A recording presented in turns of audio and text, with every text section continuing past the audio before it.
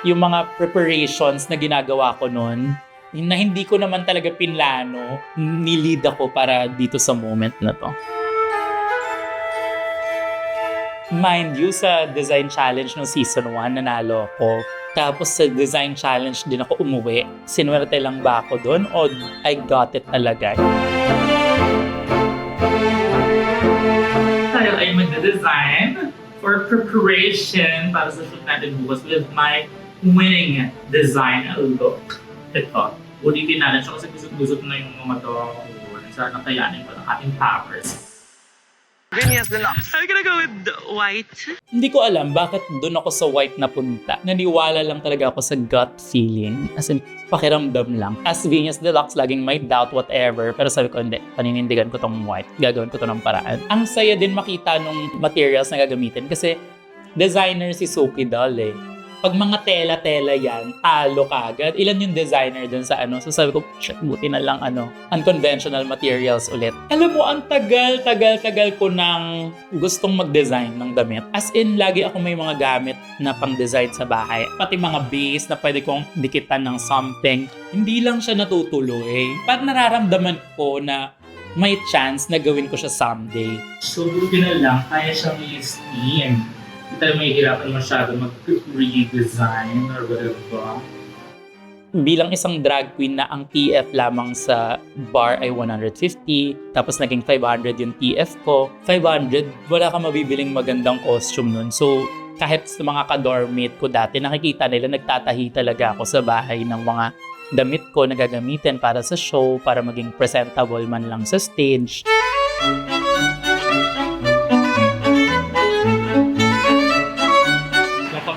Sa look na ito, parang i-recreate, pero buhay pa naman siya. Sana maganda pa rin siya pag sinuot kumami. Dito na tayo sa Kong Studio. So, it's fine.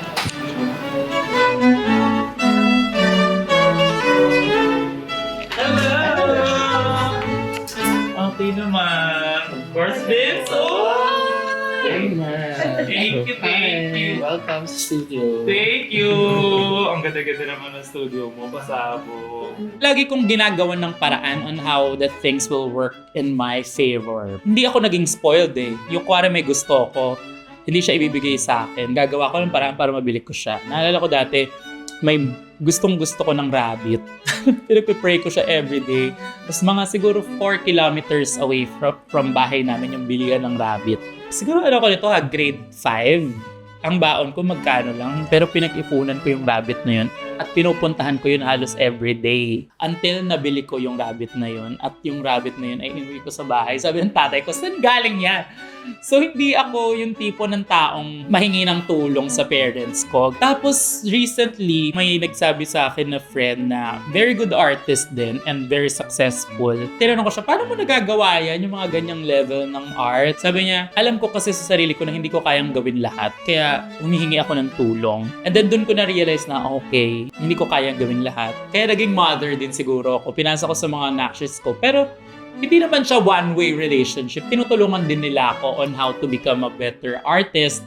And sila din, tinuturuan ko din sila. So parang natuto ko na humingi ng tulong from other people. Oh, bitch! Oh, bitch! Oh! Isa yung O-Bar sa nag-train sa akin para mag-accept ng mga bagay at panindigan the art of Deadma kay Precious. Si Precious mismo nagsabi sa akin, dapat matutuhan mo yung art of Deadma. Hindi mo alam yung lyrics, Deadma.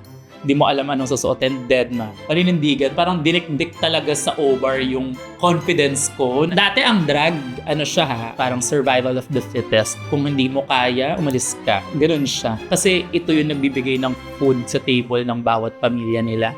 So hindi siya art lang. Talagang nakikipaglaban, nakikipagsindakan para magkaroon ng spot sa stage. Hindi pa ako breadwinner noon or whatever. Hindi naman din yun yung inaasahan ko lang. Pero alam ko na deserve ko ang stage at deserve ako mapanood ng mga tao. Kaya kailangan ko ding tanggapin kung anong ibabato, ano ang challenge this week. Every day kami may challenge sa O-Bar. Genius, kailangan mo matuto mag-tumbling. Tumbling? Paano? Tonight na yan ha. Meron kaming showdown. Ang kalaban ko, si Bench, si Valeria, si Brigading, tapos ako. Lahat sila nag-split. Mag-split ako. Okay. Nag-split ako. 2 weeks ako hindi makalakad.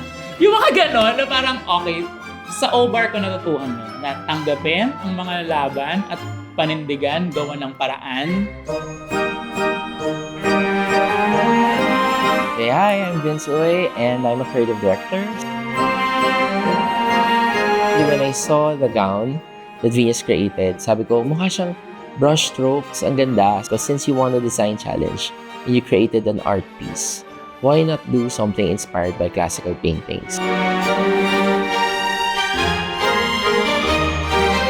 Hello, I'm Dennis, today's photographer. Shoot namin super laid back, super chill, easy. Flowing na lang yung shoot natin. Pati yung backdrop, alam na yung gagawin. Hindi lang basta paggawa ng damit. Gusto kong gumawa ng art. So, gusto kong maggawa ng sculpture. Kumbaga! Ayoko meron akong kapareho. Kuwari may ginawa ako na something na ako pa lang yung gumagawa. Pag ginawa na din siya ng iba, ayoko na nun, move on na ako, so next na ako. So this time, nagre-research talaga ako kung ano yung di pa ginagawa sa drag race stage. So sabi ko, gusto kong gumawa ng sculpture. Gumawa ako ng face from the dahon. So meron akong ginawang mukha doon. Kailangan ko lang makagawa ng mukha using iba't ibang materials. So nag-practice ako sa bahay kung paano gumawa ng face sculpture using different materials. Tapos, nung nakagawa na ako, lahat sila nagdidikit na sila, palakihan na sila, ang ganda rin ng mga design nila. Ako, naggagawa ko ng mukha na hindi ko alam kung mag-work or hindi. Nag-work siya nung nakita ko, oh my God, nakagawa na akong mukha. Okay, ngayon, paano natin siya i-incorporate sa damit? Doon na ako nagdikit until naging maganda yung shape niya. And I'm so happy na nag-pay off yung pagpapractice ko. Sa buhay pala, hindi pala dapat sabak ka lang ng sabak. Dapat equipped ka, dapat na-try mo na, dapat pinag-practicean mo na. So yun yung difference ko between season 1 na si Venus pumasok lang na nag-enjoy lang, tumawa lang. Lahat first time gawin. Ngayong season, parang tinry ko munang gawin lahat on my own. Shoot natin ang aking cacao design. Yung video lang naman, parang gusto ko kasi level up pa yung video. Pero yung wig na hiniram ko kay Brigading na ay nawawala. So ngayon ay magugupit tayo on the spot ng wig.